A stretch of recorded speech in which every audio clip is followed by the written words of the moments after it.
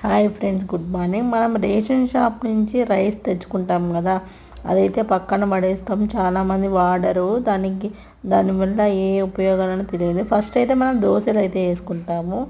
దాని తర్వాత మనం సంగటి కూడా చేసుకోవచ్చు.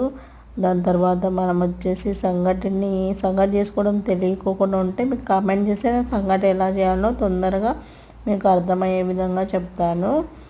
ఇంకొకటి వచ్చేసి పెరగన్నము దద్దోజనం కూడా చేసుకోవచ్చు అనమాట.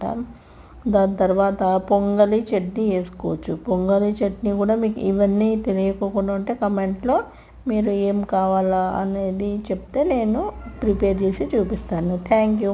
ఇలా చేయడం వల్ల మనకి సామాన్లు కూడా తక్కువ పడతాయి. మనం కూడా తొందరగా వర్క్కి వెళ్ళచ్చు. మనకు కూడా విసుగు ఉండదు.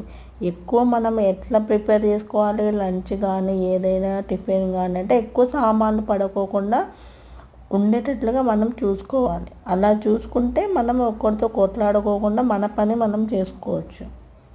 సరేనా? Thank you.